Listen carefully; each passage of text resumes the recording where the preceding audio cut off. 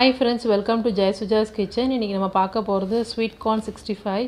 குழந்தைகளுக்கு ரொம்பவே பிடிக்கும் இந்த ஸ்நாக்ஸை. நீங்க ஈவினிங் ஸ்நாக்ஸ் மாதிரி பண்ணி கொடுக்கலாம்.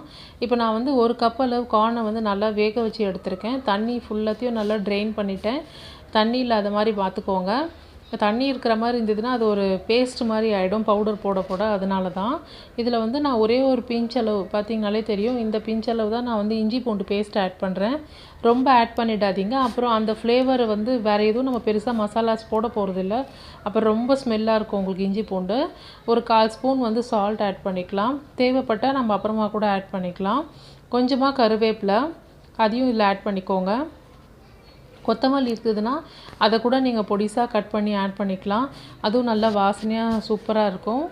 கொஞ்சமாக வந்து நான் பார்த்தீங்கன்னா ஒரு 1/4 ஸ்பூன் அளவு வந்து ப்ளெயின் சில்லி பவுடர் தான் ஆட் பண்ணுறேன். உங்களுக்கு காரம் இன்னும் தேவை அப்படின்னு நீங்கள் நினச்சிங்கன்னா நல்லா ஸ்பைஸியாக சாப்பிடுவீங்கன்னா நீங்கள் ஒரு 1/2 ஸ்பூன் ஆட் பண்ணிக்கோங்க. இது கூட நான் ஒரு 1/2 ஸ்பூன் அளவு கார்ன்ஃப்ளவர் மாவு ஆட் பண்ணிக்கிறேன். இதையும் இப்போ ஃபுல்லாக ஆட் பண்ணிடுறேன். இது நல்லா மிக்ஸ் பண்ணி விடுங்க. இது கூட நான் 1 ஸ்பூன் அளவு வந்து அரிசி மாவு வீட்டில் நம்ம வச்சுருப்போம் இல்லையா, இப்போ இடியாப்ப மாவாக இருக்கலாம், இல்லைனா நீங்கள் கடையில் வாங்கின அரிசி மாவு எது வச்சுருந்தாலுமே சரி இதில் ஆட் பண்ணிக்கோங்க. 1 ஸ்பூனு நல்லா மிக்ஸ் பண்ணி விடுங்க. சப்போஸ் உங்கள்கிட்ட அரிசி மாவு இல்லைனாலும் பரவாயில்ல, அதை நீங்கள் ஸ்கிப் பண்ணிவிட்டு வெறும் கார்ன்ஃப்ளவர் மாவு மட்டும் போட்டு பண்ணிங்கன்னா கூட நல்லா தான் இருக்கும். இது நல்லா மிக்ஸ் பண்ணி விட்டுடுங்க. இது மிக்ஸ் பண்ணதுக்கப்புறமா உங்களுக்கு வந்து தண்ணி தேவைப்படுதான்றதை பார்த்துட்டு நம்ம ஆட் பண்ணிக்கலாம். இப்போ நான் வந்து ஒரு 1/4 ஸ்பூன் அளவு வந்து பெப்பர் ஆட் பண்ணுறேன். உங்களுக்கு பெப்பர் பிடிக்கும், அந்த ஃப்ளேவர்லாம் பிடிக்கும் அப்படின்னா நீங்கள் ஆட் பண்ணிக்கோங்க. இல்லை எனக்கு பெப்பர் பிடிக்காது அப்படின்னீங்கன்னா நீங்கள் அதை ஸ்கிப் பண்ணிக்கோங்க. இது ஆப்ஷனல் தான். இது நல்லா மிக்ஸ் பண்ணி விட்டுடுங்க. இப்போ பார்த்தீங்கன்னா நான் ஒரே ஒரு ஸ்பூன் அளவு வந்து கொஞ்சமாக தண்ணி ஆட் பண்ணிக்கிறேன். ஏன்னா அந்த பவுடர்ஸ் இன்னும் கொஞ்சம் இருக்குன்றதுனால நான் வந்து 1 ஸ்பூன் மட்டும் கரெக்டாக ஆட் பண்ணிக்கிறேன். ரொம்ப ஆட் பண்ணிடாதீங்க. அதனால் பார்த்து தண்ணி மட்டும் பார்த்து ஆட் பண்ணிவிடுங்க. இப்போ பார்த்தீங்கன்னா நல்லா மிக்ஸ் பண்ணிவிடுறேன். நான் 1 ஸ்பூன் தான் ஆட் பண்ணுறேன். இப்போ நான் மிக்ஸ் பண்ணிவிட்டு உங்களுக்கு காட்டுறேன். ஏன்னா அந்த கார்னோடு இந்த பவுடர் எல்லாம் அப்படியே மெர்ஜ் ஆகிடணும். உங்களுக்கு வந்து தனித்தனியாக பவுடர் தனியாக தெரிகிற மாதிரி இருக்கக்கூடாது. நான் இப்போ மிக்ஸ் பண்ணிவிட்டு உங்களுக்கு காட்டுறேன். இப்போ பாருங்கள், இந்த அளவு இருக்கணும் உங்களுக்கு கார்னு. அப்போ தான் நீங்கள் பொரிக்கும்போது அந்த மசாலாலாம் அந்த கார்னில் நல்லா ஒட்டி வரும். இப்போ எண்ணெய் நல்லா சூடாக காஞ்சிருச்சு. எண்ணெய் நல்லா ஹை ஃப்ளேமில் வச்சு நல்லா காய வச்சுருங்க.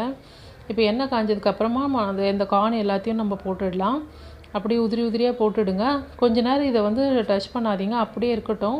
அது கொஞ்ச நேரம் வெந்ததுக்கப்புறமா நீங்கள் வந்து அதை வந்து கிளறி விட்டிங்கன்னா போதும். ஃபஸ்ட்டே கிளறினீங்கன்னா அது ஒட்டியிருக்கும் இல்லையா, அதனால் அது வந்து அந்த எண்ணெயோடு அது ஒட்டி இருந்திருக்கும். அதனால் நீங்கள் கொஞ்ச நேரம் அது பாயில் ஆகட்டும். அதுக்கப்புறமா அதுவே பிரிஞ்சு வந்துடும். அது பாருங்கள், இப்போ எப்படி தனித்தனியாக வந்துருச்சு பாருங்கள்.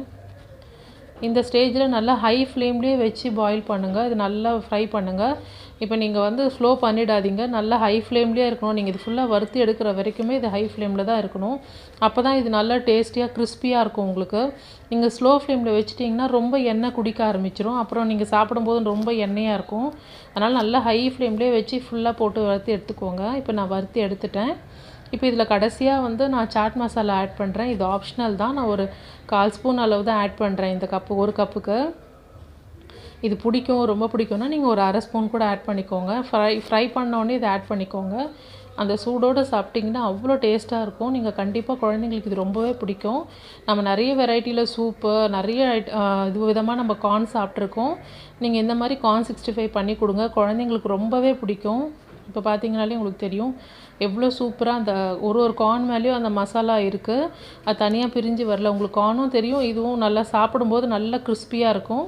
கண்டிப்பாக நீங்கள் வீட்டில் ட்ரை பண்ணி பாருங்கள். உங்களுக்கு பிடிச்சிருந்தால் லைக் பண்ணுங்கள், ஷேர் பண்ணுங்கள் அண்ட் சப்ஸ்கிரைப் பண்ணுங்கள். தேங்க்யூ.